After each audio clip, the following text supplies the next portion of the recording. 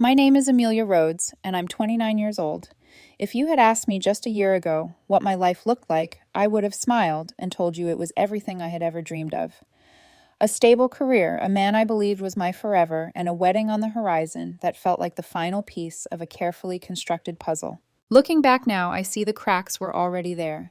But in those moments, I was too blinded by love, or perhaps by hope, to notice how deep they ran. It was a Saturday morning, 3 months before the wedding. The kind of morning that tricks you into believing life is perfect. The sunlight spilled through the sheer curtains in our apartment, painting the walls with golden warmth. I remember Jason, my fiancé, sitting at the small kitchen table, flipping through floral arrangement samples with an exaggerated seriousness that made me laugh. I leaned over his shoulder, pointing at a design with ivory roses and eucalyptus. "This one," I said. "It feels timeless, don't you think?" He chuckled and nodded, scribbling a note in his messy handwriting. "If it makes you smile like that, then yes, timeless it is." For a fleeting moment, it felt like we were invincible. I slipped into the chair across from him, sipping my coffee, watching him with that peculiar mixture of affection and gratitude. For 7 years, I had been the rock in our relationship. While Jason explored different jobs, dabbled in passions, and tried to find himself, I worked. I climbed the corporate ladder, secured the apartment we shared, paid for most of our groceries, and even helped cover his lingering student loans. I never thought of it as a burden. It was a partnership. My stability allowed him space to chase his dreams and his energy. His charm brought color into my carefully organized world. When he told me he wanted to start his own design business, I didn't hesitate. I drafted his business plan with him, gave him a loan, and even handled some of the marketing late at night after my own job left me exhausted. I did it because I believed in him, but more than that, I loved him. That morning, when we finalized the floral arrangements, Jason leaned back with a rare, unguarded laugh. He tugged me onto the couch, pulled me into his lap, and kissed the side of my forehead. "Can you believe it, Leah?" He whispered his nickname for me. "We're really doing this. We're going to be husband and wife." I remember that warmth spreading through me so fierce it nearly hurt. I thought, this is it. This is the life I've been building toward. But what I didn't know, what I couldn't know, was that life has a cruel way of rewriting itself when you least expect it. The weeks rolled by, and though our wedding plans accelerated, something in Jason shifted. The laughter we once shared was thinner, almost forced. Our comfortable silences, once so full of unspoken understanding, turned brittle. He was always on his phone, his screen glowing late into the night. When I asked what he was doing, he would smile too quickly and say, "Just wedding stuff, Leah. Don't worry about it." I told myself not to press. He was probably stressed, overwhelmed with preparations. Still, the unease tugged at me like a loose thread, small but impossible to ignore. And then Maya returned. Maya had been my closest friend since childhood, though our paths had diverged after college. She was the kind of person who commanded a room the moment she entered, charismatic, fearless, reckless, in ways I never dared to be. When she heard about my wedding, she moved back to town. At first, I was thrilled. It felt poetic, my best friend from childhood standing beside me on the most important day of my life. But almost immediately, she and Jason clicked in a way that made my chest tighten. Maya offered to help with the wedding preparations, picking up favors, checking out venues, meeting with the DJ, things Jason eagerly agreed to. Every time I suggested joining them, Jason would laugh, gently brushing a strand of hair from my face. "Babe, you've been working yourself into the ground. Let us handle this one. You deserve a break." I wanted to believe him. I wanted to believe Maya was just being her usual helpful self. After all, this was my best friend and my fiancé. What reason did I have not to trust them? But trust isn't a fortress. It's a fragile glass house, and once a crack forms, it spreads until everything shatters. I noticed the way Jason's mood lifted after being with Maya, the way he'd laugh at texts on his phone, tucking it away when I leaned too close.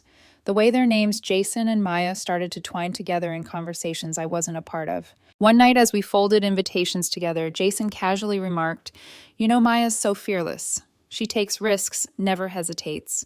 That's probably why people admire her so much." I froze, the invitation half folded in my hands. The words were meant as a simple observation, but beneath them was something sharp, a comparison. A reminder that I was not fearless, not reckless, not thrilling in the way Maya was. I swallowed hard, forcing a smile, but inside, a cold dread rooted itself in my chest. For years, I had been the provider, the anchor.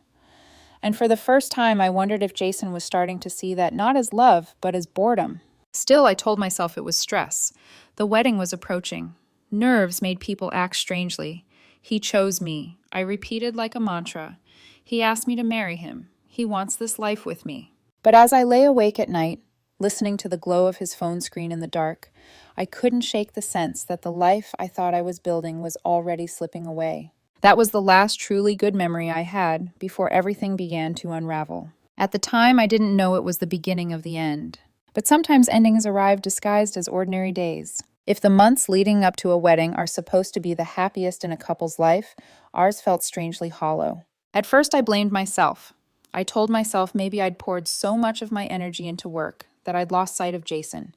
That maybe if I just tried a little harder, leaned in a little more, I could fix the distance quietly widening between us. But love isn't supposed to feel like constant repair work. Jason began spending more time with Maya under the guise of helping with the wedding. They picked out linens, negotiated with the DJ, even stopped by the caterer together. The first time he mentioned it, I laughed, assuming he was joking. "You and Maya," I teased. "She doesn't even like dessert. How's she supposed to taste test our cake?" Jason smiled a little too quickly. "That's the point. She's unbiased. And you've been so stressed lately, I didn't want to drag you along for every little errand. Let us handle it. You need to focus on work." I tried to tell myself he meant well, that he was protecting me, giving me space to breathe. But every time I came home from the office and saw him on the couch, grinning at his phone, I couldn't shake the unease gnawing at me. One night he came in late. I was already in bed, the soft hum of the city outside my window. He slipped out of his shoes and whispered, "Sorry, babe." Maya and I got caught up talking with the DJ. Time flew. He smelled faintly of perfume, something light floral, not mine. I rolled onto my side, staring at the wall. My heart wanted to ask the question burning on my tongue. "Are you falling for her?" But my pride swallowed it. Instead, I forced a smile and whispered, "It's fine. We're almost there. Just 2 months left." Jason kissed my cheek and climbed into bed, already drifting off. Meanwhile, I lay awake, counting the cracks spreading silently through the glass house of our life. There were small tells, moments that should have raised alarms, but I silenced them. Jason's sentences began starting with "Maya thinks," or "Maya said," as though she'd become the authority on every decision. He laughed harder at her jokes than he did at mine. And when I suggested we spend an evening together, just us, he would sigh, guilt threading through his voice. "Soon, Leah. Once all the wedding chaos is over, I promise we'll have our time." I nodded, but each excuse felt like another inch of space growing between us. The worst part wasn't Jason, it was Maya. I wanted to believe she was still my friend, the girl who used to sneak out of class with me to buy milkshakes, the girl who swore we'd stand in each other's weddings no matter what. But the way she looked at Jason, sometimes the way her laughter lingered in the air after he spoke, felt wrong, too intimate. At a dress fitting, I caught her phone buzzing with his name flashing on the screen. She silenced it quickly, her cheeks flushed. "Jason just wanted to confirm the DJ," she said too fast. I forced myself to smile, but something inside me cracked. One evening, we were folding place cards at the table. Jason scrolled through his phone while I carefully tied ribbons around the stacks. "You know," he said casually, not looking up Maya's incredible. "She just goes after what she wants. No hesitation. That's why people respect her. She's a leader." I froze the ribbon slipping from my fingers. I knew what he meant. It wasn't just admiration, it was comparison. A sharp pang stabbed through me. I'd always been steady, grounded, deliberate, the anchor in chaos. But suddenly it felt like those very qualities, the ones that had built our life, the ones that made me sacrifice and support him, were nothing more than flaws in his eyes. I forced a smile, hiding the storm brewing inside me. "That's true," I said softly, my throat tight. Jason didn't notice. He was too busy laughing at a message on his phone. At work, I found myself distracted, staring at spreadsheets that blurred into nothing. My coworkers asked if I was okay, and I plastered on my brightest smile. Wedding stress. I lied. But at home, silence became unbearable. Jason stayed out later. His phone buzzed with messages he never explained. And when I finally asked him one night, his answer was sharp defensive. "God, Leah, it's just Maya. Stop being so paranoid." Paranoid. The word stung worse than any admission could have. It was the kind of word people use to gaslight, to twist suspicion into shame. I nodded quickly, retreating into myself. The last thing I wanted was to become the needy fiancé who drove him further away. Still, I clung to hope. We had 7 years together. He proposed. He said he loved me. Surely these doubts were nothing more than the jitters people whispered about in hushed tones. He chose me, I reminded myself again and again. But late at night, as I stared at the glow of his phone lighting up his face, I couldn't shake the sinking feeling that I was already losing him. And worse, I couldn't tell if he was already gone. Sometimes betrayal doesn't arrive with a bang. It creeps in like a shadow at the edge of your vision. Quiet, patient, waiting for the moment you finally dare to look straight at it. I wasn't ready to look yet, but the shadow was already in the room with us. It was a Tuesday evening, just 2 days before the wedding. Our apartment looked like a florist's workshop collided with a liquor store. Boxes lined the floor, half-empty champagne bottles leaned against stacks of seating charts, and the sweet, heavy scent of lilies clung to the air.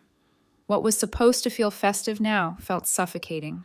I sat at the dining table, threading ivory ribbons through place cards with methodical precision, trying to distract myself from the gnawing unease that had been building for weeks. Each card was a small promise, 2 names, written in careful calligraphy, a future gathering of family and friends. I wanted to believe those promises still meant something. Jason stepped in from the balcony. His shoulders were stiff, his arms crossed tightly across his chest. He didn't sit down, didn't smile. He just stood there staring at the chaos around us, with an expression that sent a cold shiver down my spine. I looked up and forced a smile. Almost done. Just a few more cards and we'll be ready to... We need to talk. His voice was flat, detached. The ribbon slipped from my fingers. My heart started pounding so hard I could hear it in my ears. What's wrong? Did something fall through with the caterers? He shook his head slowly. His eyes, once so warm, were blank. It's not the caterers. I swallowed. Then what is it? He drew a sharp breath, then exhaled like he'd rehearsed the line. Amelia, I can't marry you. The world tilted. My chest seized, but my body didn't move. For a moment, I waited for the punchline, for him to smirk, for the cruel joke to end. But his face stayed cold, unflinching. I don't understand, I whispered. Jason, the wedding is in 2 days. He ran a hand through his hair, looking anywhere but at me. I've been talking to Maya a lot, and I've realized something. The truth is, I've never really been in love with you. The words landed like a physical blow, knocking the air from my lungs. 7 years of sacrifice, of late nights, drafting business plans, of pouring my paycheck into building his dreams, shattered in an instant. I gripped the edge of the till, my knuckles white. What are you saying? Jason finally met my eyes, his gaze colder than I'd ever seen it. You're amazing, Amelia. You're stable, kind, reliable, but you're not what I need. I need passion, excitement, someone who pushes boundaries. Maya understands that. She makes me feel alive in a way I've never felt with you. My stomach twisted. Maya. The name tasted like ash on my tongue. My best friend? I asked, my voice trembling. You're leaving me for Maya. For the briefest moment, I thought I saw guilt flicker across his face, but then his lips curved into the faintest smug smile. She knows what she wants. She takes risks. She's not afraid of anything. That's the kind of partner I need beside me. Not safety, not routine. The way he said those words, safety, routine, made them sound like curses, as if my stability, the very thing that had carried us for years, was now a chain around his neck. I felt tears sting at the back of my eyes, but I refused to let them fall.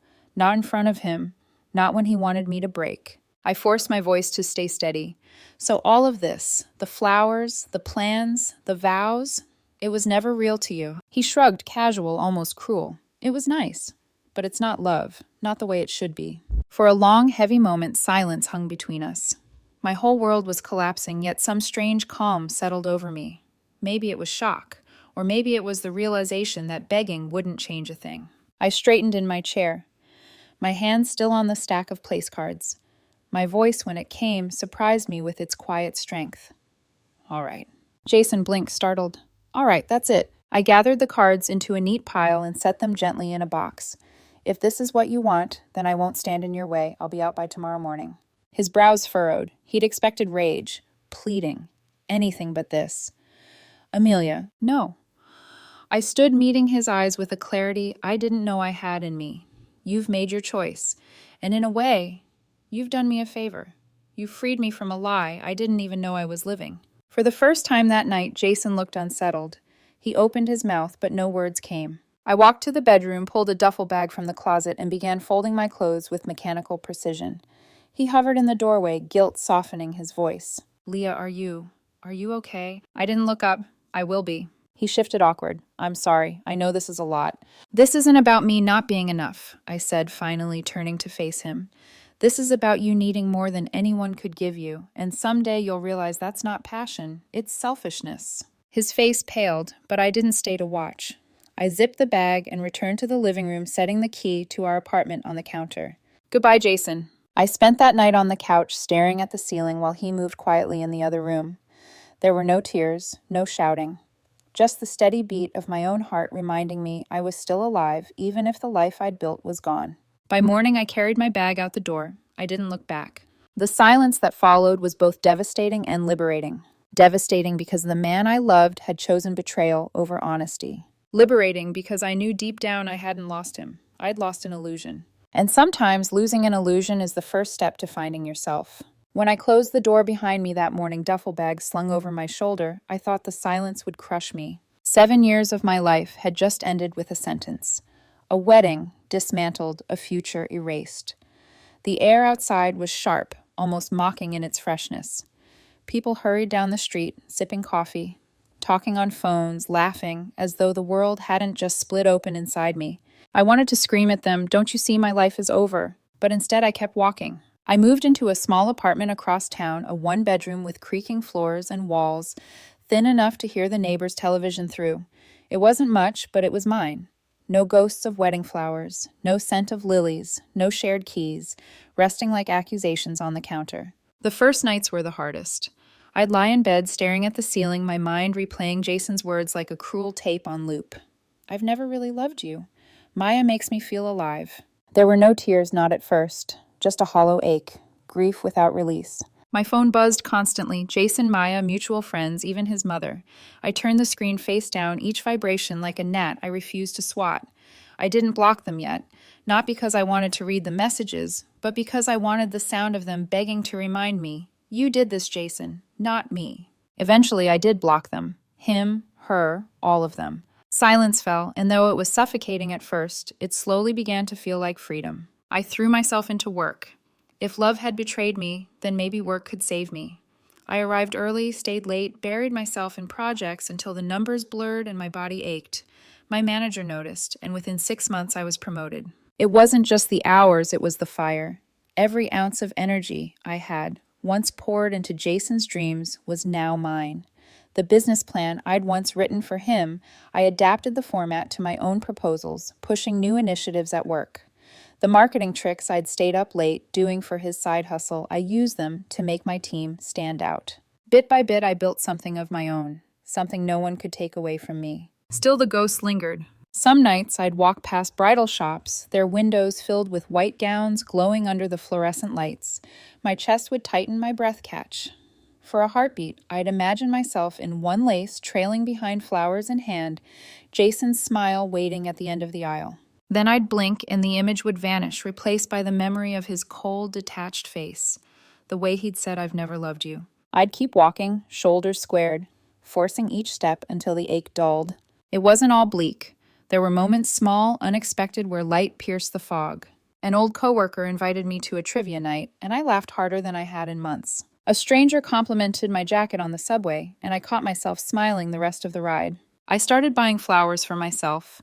Bright sunflowers, cheerful tulips. I set them in the window of my tiny apartment, reclaiming the beauty of blooms without letting them remind me of loss. And slowly, the silence no longer felt like emptiness.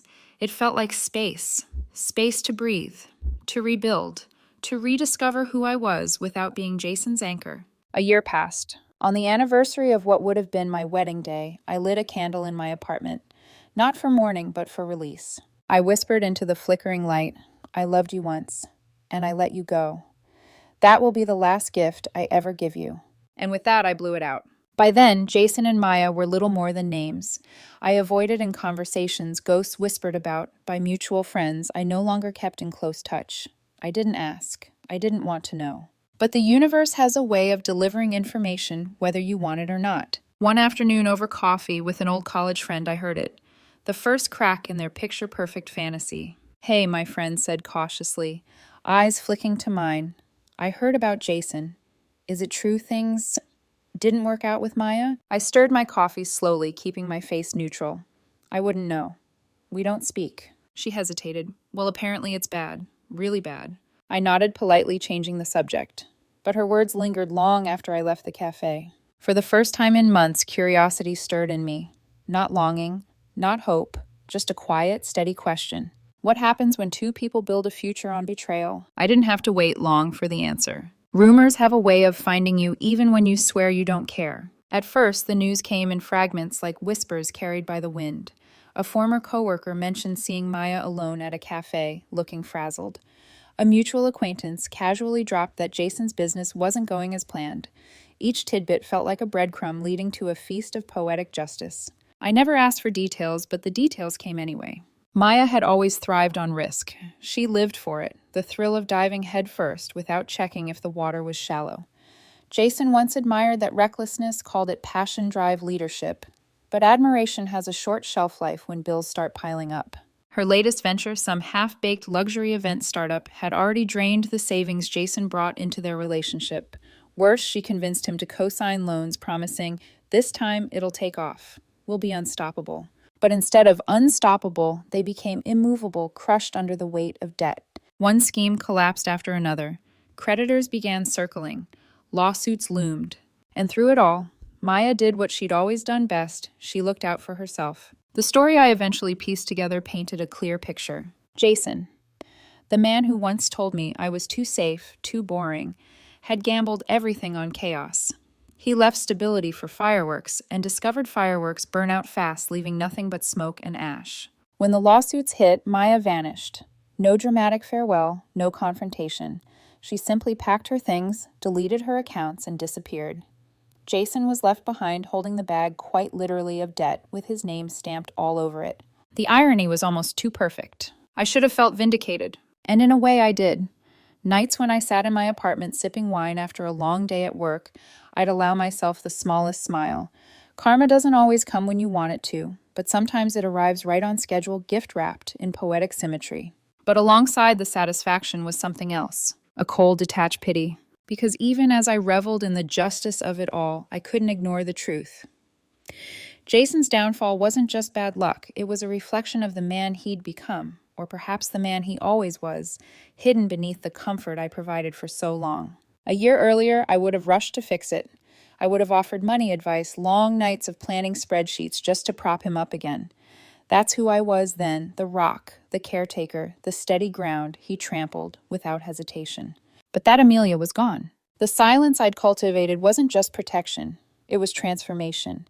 And now hearing of his ruin, I felt nothing but distance. One evening, Sarah, a mutual friend who had always leaned more toward Jason's side, called me out of the blue. "Amelia," she said, her voice low, careful, "I know you don't want to hear about him, but Jason's in trouble. It's bad.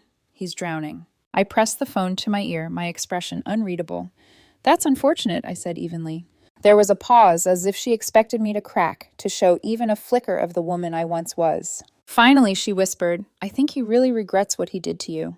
I smiled faintly, though she couldn't see it. Regret doesn't erase choices. The irony deepened weeks later when I bumped into an old college friend at the grocery store.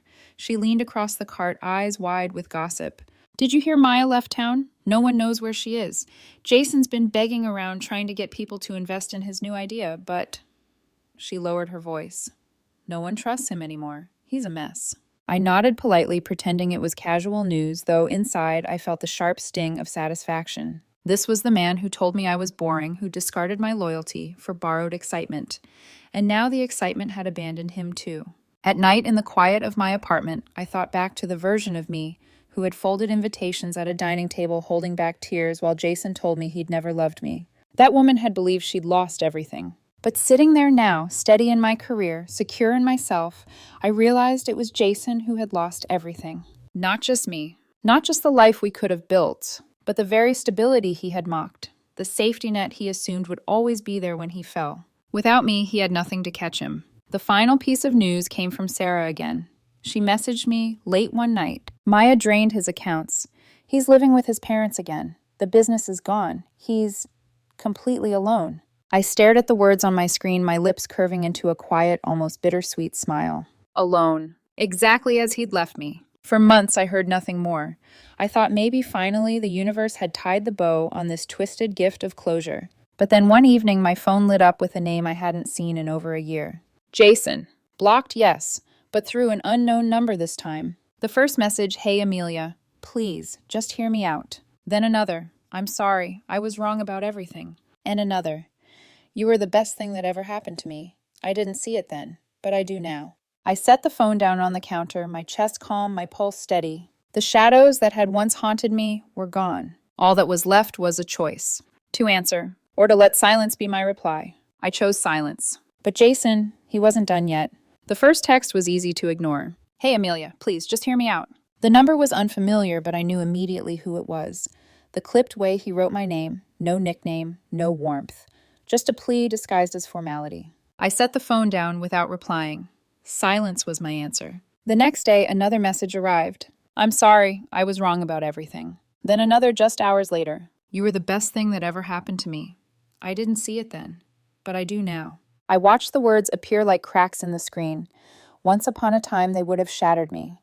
Now they felt foreign, like a language I no longer spoke. For 7 years, I had been his anchor, his caretaker, his safety net. But I had burned that role to ashes the moment I walked away. And no apology, no neatly typed confession could rebuild it. When silence didn't work, he escalated. Voicemails this time, his voice trembling, raw, pleading. "Amelia, please. I know I don't deserve it, but just 5 minutes. That's all I'm asking. 5 minutes to explain." I deleted each one without listening all the way through. Then came the longer messages. Half-truths disguised as clarity. Maya wasn't who I thought she was. She destroyed me, lied to me, used me. You were right about her. Then self-pity. "My parents don't even want me here. Everyone's turned their back on me. I don't know what to do." And finally, the ones meant to sting. "I know I don't deserve your forgiveness, but you're the only person who ever believed in me. Please, I need you." But I had learned something in the silence of my new life. Desperation isn't love, it's survival. He didn't want me. He wanted the version of me who had always fixed his messes, who had written his business plans, paid his debts, cleaned up his chaos. That version was gone. When Jason realized I wouldn't bite, he turned to others. First, his mother. One evening, my phone lit up with her name. For a moment, my chest tightened, because I had always liked her. She'd treated me like family, welcomed me with open arms. Her voice was soft, pleading. "Amelia, honey, please talk to him. He's not well. You were always so good to him. If anyone can help him, it's you." My throat ached, but I forced my words steady. "With respect, I'm not the right person anymore. He made that choice." Her silence on the other end was heavy, disappointed, but she didn't push further. I hung up, staring at the phone with trembling hands. Even his mother couldn't make me falter. Next, it was mutual friends. A text from David Dude. "He's a mess. I told him not to screw with you, but he didn't listen. He thought you'd always be there to catch him when he fell. Please, just talk to him." I stared at the words, then typed a single reply. "Good luck with that." Then deleted his number too. The strangest part wasn't Jason's begging. It was how familiar it all felt. The tone of his texts, the cadence of his calls. It was the same Jason I'd known for years. Always reaching, always needing, always pulling me into the quicksand of his mistakes. Only this time I wasn't sinking with him. I was watching from solid ground. And the view was clearer than it had ever been. Weeks passed. His messages turned frantic. "Amelia, please just tell me you hate me. Anything. I can't take this silence. Leah, remember our apartment. Remember the mornings with coffee.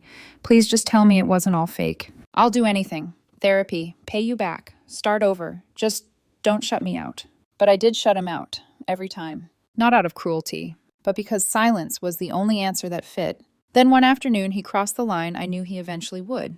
He showed up. I was leaving work, my heels clicking against the marble floor of the lobby, when I saw him standing outside. For a moment, I almost didn't recognize him. His hair was unkempt, his clothes rumpled, his eyes hollow.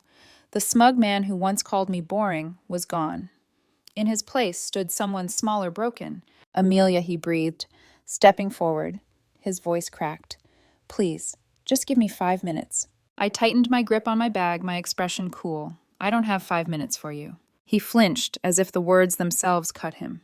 "Please, just listen. Maya ruined me. She left me with nothing. I see it now, you were the one. You were always the one.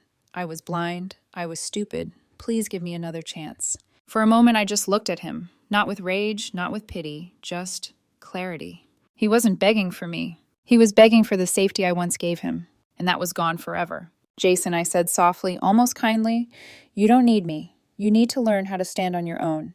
And until you do, you'll keep destroying anyone who tries to save you. Tears welled in his eyes. His hand reached out, trembling as if to touch my arm. I stepped back. Goodbye, Jason. And with that, I walked past him out into the evening air, my heart steady, my stride unbroken. Behind me, I could feel his desperation collapse into silence. The same silence I had chosen all along. I thought the scene outside my office would be the end. Jason crumbling in front of me, begging with hollow eyes. It felt like the last act of a tragedy I no longer belonged to. But I should have known better. Jason was nothing, if not persistent. It started with silence after our encounter, and for a brief moment, I believed he had finally let go. Weeks passed without a message, and the peace was intoxicating. I buried myself in work, filled my evenings with quiet rituals, reading, cooking, watering the flowers I always kept by my window. But peace with Jason was always temporary. One Friday afternoon, as I was locking up my office, I heard my name, Amelia. I turned, and there he was again. Not as disheveled as before, but still carrying the air of someone trying and failing to hold himself together. His suit was pressed, but it hung on him as though he'd lost too much weight. His smile was practiced brittle. I sighed, my keys still in my hand. Jason, what are you doing here? He stepped closer, too close, his voice soft but urgent. I needed to see you. Please. 5 minutes, that's all. His words echoed the last time we'd met, but this time there was something sharper in them. Desperation threaded with arrogance, as though he believed persistence itself would win me back. I squared my shoulders. Fine. 5 minutes. Say what you came to say. We sat on a bench outside the office building, the city buzzing around us, while Jason fumbled for words. I know I destroyed everything, he began, wringing his hands. I know I don't deserve forgiveness. But Amelia, Maya was a mistake. She ruined me. She took everything. And when I look at you now, successful, calm, happy, I realize you were what I needed all along. You were always the one. I stared at him, my expression unreadable. Once those words would have cracked me open. Once I would have clung to them like a drowning woman to driftwood. But now they slid off me like water against stone. I tilted my head slightly, my voice steady. Do you remember what you told me, Jason? 2 days before our wedding. He blinked, caught off guard. Amelia. No. My voice sharpened, slicing through his excuse. You looked me in the eye and told me you'd never loved me. You called me safe, routine, boring. You said you needed passion and risks, and you found it in Maya, exactly what you wanted. He flinched, his face paling. I was wrong. I didn't know what I was saying. I didn't know. You knew. I interrupted, my tone icy calm. You knew enough to dismantle 7 years in one breath. You knew enough to humiliate me, discard me, replace me with my own best friend. Don't pretend it was confusion. It was choice, your choice. His mouth opened, but no sound came out. The weight of my words seemed to press him down into the bench. For a long moment, I simply studied him. The man who once carried himself with smug confidence, who once believed he could never fall, now trembling under the reflection of his own cruelty. I leaned forward slightly, my eyes locking with his. You said I wasn't what you needed. And you were right. I'm not what you need.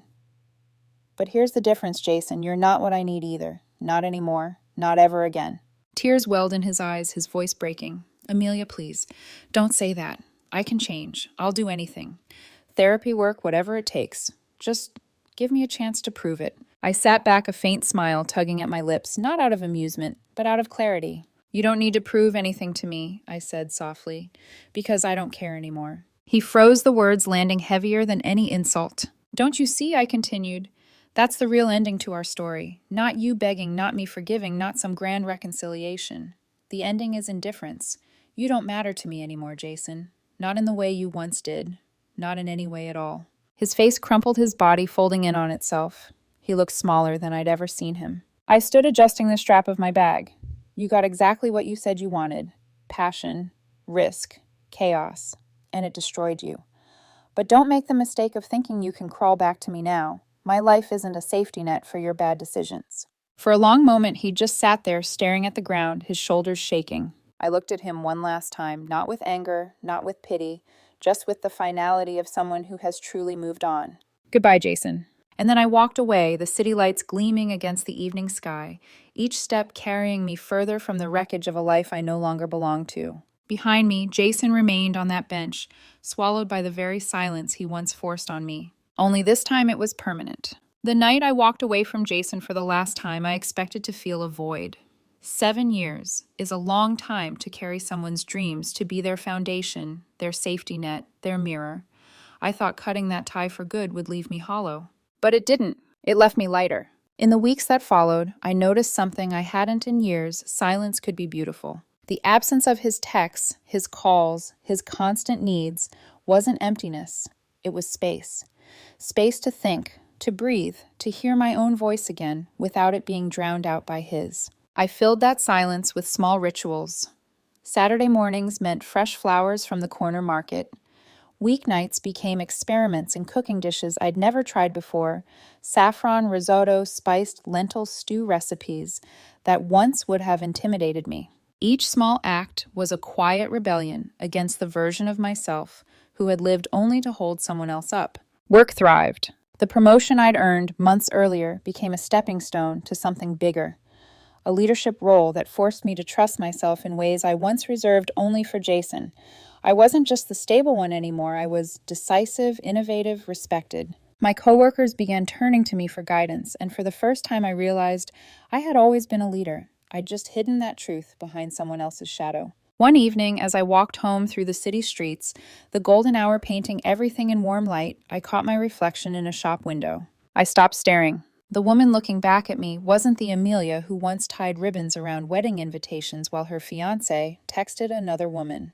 She wasn't the Amelia who begged herself to believe she was enough. This Amelia was calm, strong, independent. Her shoulders no longer hunched under the weight of someone else's dreams. For the first time, I recognized myself and liked what I saw. Of course, life has a way of testing even the strongest transformations. A few months later, Sarah reached out again. "Jason's not doing well," she said softly over the phone. "He's been trying to start over, but he's lost. He talks about you all the time." I listened silent. "Amelia," she continued, almost pleading, "wouldn't it help him if you just talked to him? Gave him closure." I thought about that word, closure. For Jason, closure would mean me stepping back into the role I had already buried, caretaker-fixer, the steady hand to hold his chaos together. But for me, closure had already happened. It happened the moment I looked him in the eye and realized his words no longer had the power to break me. It happened when I chose silence over his cries, indifference over his apologies. It happened when I walked away for the last time and felt lighter, not emptier. "Closure," I said. Finally, my voice calm, "isn't something I can give him. It's something he has to find on his own." Sarah was quiet, then sighed. "I guess you're right." And just like that, I let the last thread of obligation snap. 1 year later, on the anniversary of the day, Jason had ended everything. I sat on my balcony with a glass of wine. The city lights glittered below 1,000 tiny stars mirroring the sky. I thought about where I had been, who I had been, and how far I'd come. Jason had been my first great love, yes, but he had also been my greatest lesson. He taught me that love without respect is hollow. That stability isn't boring, it's strength. That betrayal doesn't define you, it refines you. And most importantly, he taught me that losing someone isn't the end of your story. Sometimes it's the beginning. I raised my glass to the night air, a private toast only I could hear. "To freedom," I whispered. Not freedom from him, not anymore. Freedom from the version of myself that believed I needed him to be whole. As I set the glass down, my phone buzzed. A message from a coworker. "Dinner tomorrow. There's someone I'd like you to meet." I smiled, slipping the phone into my pocket. Maybe it was nothing. Maybe it was something. But either way, I wasn't afraid anymore. Because whatever came next, I knew this. I was no one's safety net. I was no one's backup plan. I was Amelia Rhodes, and I was free.